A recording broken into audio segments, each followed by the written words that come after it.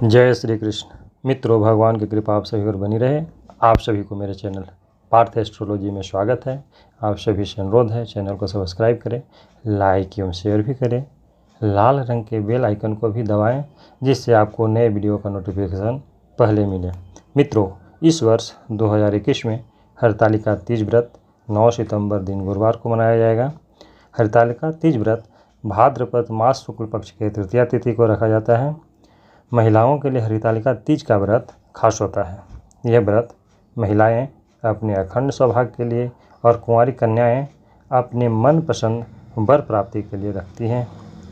मित्रों, व्रती को चाहिए हरितालिका तीज व्रत के दिन सबसे पहले सुबह उठ करके नित्य क्रिया से निवृत्त होकर के स्नान कर लेना चाहिए। इस व्रत को निर्जला किया जाता है, अर्थात बिना जल ग्रहण किए हुए व्रत को समापन किया जाता है। मित्रों, व्रती पूजन के समय शुद्ध वस्त्र पहन करके आसन में बैठे एवं दीपक प्रज्वलित करें, भगवान गणेश एवं गौरी का पूजन करें और कलश वरुण का पूजन करें। इसके बाद बालू की प्रतिमामयी भगवान भोलेनाथ एवं माँ पार्वती को विधिपूर्वक पूजन करें। पूजन के बाद कथा का श्रवण करें एवं अंत में आरती करनी चाहिए। मित्रों, तीज व्रत के दिन कुछ उपाय करने से समस्याओं का समाधान होता है। अगर पति पत्नी के बीच हमेशा मतभेद बना रहता है तो दोनों को इस दिन दूध में केसर मिला करके माता पार्वती को अभिषेक करनी चाहिए। अगर किसी के धन आगमन में परेशानी हो रही है तो माता पार्वती को शहद का भोग लगा करके दान करना चाहिए। इससे धन आगमन होती है तथा गुड़ से बनी वस्तु को भोग लगा करके दान करने से दरिद्रता दूर होती है। मित्रों, व्रत का पारण 10 सितंबर सुबह 6 बजे के बाद करना है। आइए हरितालिका तीज व्रत का पूजन के बाद कथा सुनेंगे। कथा इस प्रकार है। एक बार भगवान भोलेनाथ ने माता पार्वती को उनके पूर्व जन्म का स्मरण कराने के उद्देश्य से व्रत के महात्म को कहे थे। भगवान भोलेनाथ बोले, हे गौरी, पर्वतराज हिमालय पर स्थित गंगा के तट पर तुमने अपनी बाल्यावस्था में 12 वर्षों तक अधोमुख होकर के घोर तपस्या किया था। इतने अवधि तुमने अन्न न खाकर पेड़ों के सूखे पत्ते चबाकर व्यतीत की थी। माँ की विकराल शीतलता में तुमने निरंतर जल में प्रवेश करके तप किया। वैशाख की जला देने वाली गर्मी में तुमने पंचाग्नि से शरीर को तपाया। श्रावण की मूसलाधार वर्षा में खुले आसमान के नीचे बिना अन्न जल ग्रहण किए समय व्यतीत किया। तुम्हारे पिता तुम्हारी कष्ट साध्य तपस्या को देख करके बड़े दुखी होते थे, उन्हें बड़ा क्लेश होता था। तब एक दिन तुम्हारा तपस्या तथा पिता के क्लेश को देख करके नारद जी तुम्हारे घर पधारे। तुम्हारे पिता के हृदय में अतिथि सत्कार करके उनके आने का कारण पूछा। नारद जी ने कहा कि हे गिरिराज, मैं भगवान विष्णु को भेजा हुआ दूत हूँ जो आपके पास उपस्थित हुआ हूँ। आपकी कन्या ने बड़ा कठोर तप किया था, इससे प्रसन्न होकर के वे आपकी सुपुत्री से विवाह करना चाहते हैं। इस संदर्भ में आपकी क्या राय है, मैं जानना चाहता हूँ। नारद जी की बात सुन करके गिरिराज गदगद हो गए। उनके तो जैसे सारे क्लेश ही दूर हो गए। प्रसन्नचित होकर के वे बोले, श्रीमान, यदि स्वयं विष्णु मेरी कन्या का वरण करना चाहते हैं तो भला मुझे क्या आपत्ति हो सकती है। वे तो साक्षात ब्रह्म हैं। हे महर्षि, यह तो हर पिता की इच्छा होती है कि उनकी पुत्री सुख संपदा से युक्त हो, पति के घर में लक्ष्मी बनकर रहे। पिता की सार्थकता इसी में है और पति के घर जाकर के उनकी पुत्री पिता के घर से अधिक सुखी रहे। तुम्हारे पिता की स्वीकृति पा करके नारद जी विष्णु भगवान के पास चले गए और उनसे तुम्हारे विवाह के निश्चित होने का समाचार सुनाया। मगर इस विवाह संबंध की बात जब तुम्हारे कान में पहुंची तो तुम्हें बड़ा दुख हुआ और बहुत दुखी होकर के तुमने एक सखी के घर गई।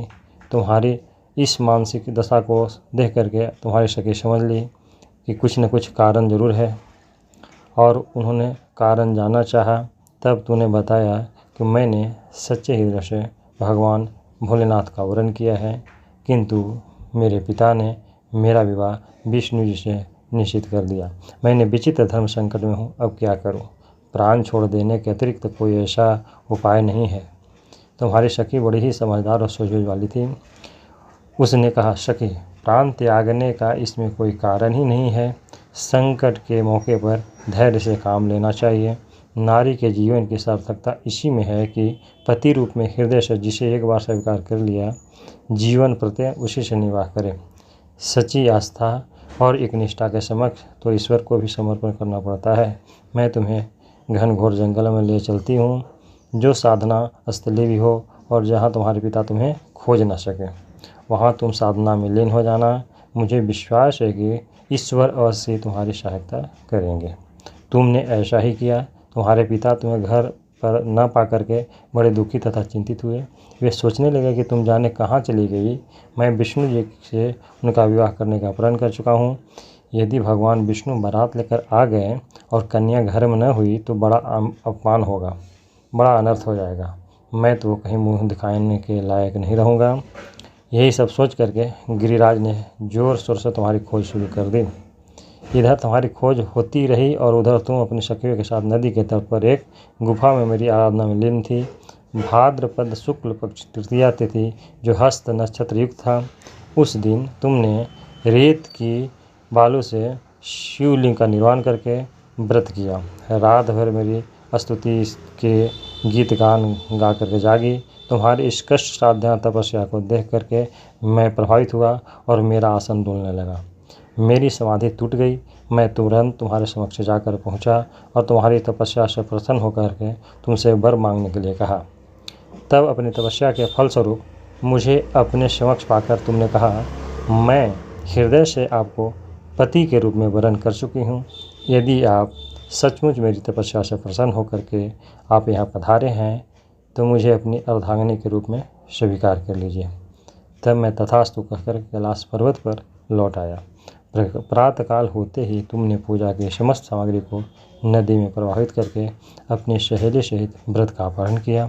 उसी समय अपने मित्र बंधु एवं दरबारियों सहित गिरिराज तुम्हें खोजते खोजते वहाँ आ पहुँचे और तुम्हारी इस कष्ट साधना तपस्या का कारण तथा उद्देश्य पूछा।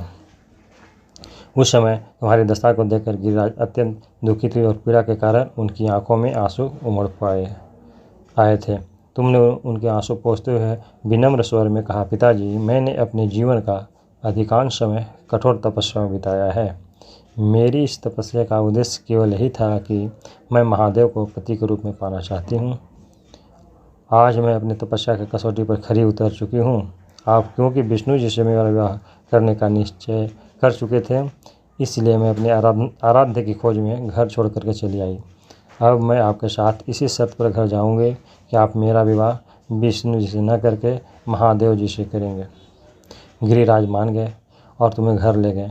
कुछ समय के पश्चात शास्त्रों की विधि विधान से उन्होंने हम दोनों को विवाह सूत्र में बांध दिया।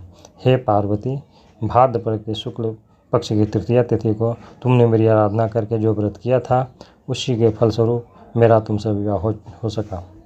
इसका महत्व है, इस व्रत का महत्व है। इस व्रत के करने वाली कुंवारी कन्याओं को मनवांछित फल देता हूँ।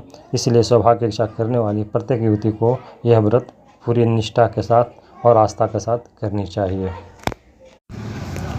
भगवान भोलेनाथ ने कहा कि हे पार्वती, जो स्त्री तृतीया तिथि को व्रत न करके अन्न भक्षण करती है वह 7 जन्म तक बंधे रहती है और उनको बार बार विधवा होना पड़ता है। वह सदा दरिद्री, पुत्र सुख से शोकाकुल, सौभाग्य लागिन, सदा दुख भोगने वाली होती है।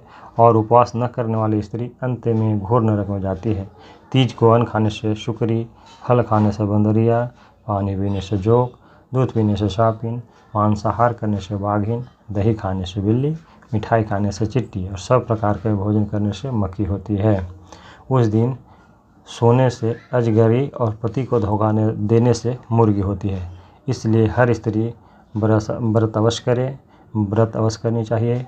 और दूसरे दिन प्रातःकाल स्नान आदि करके और पारण करने के पहले ब्राह्मण को दक्षिणा दे, दान दे और फिर पारण करे।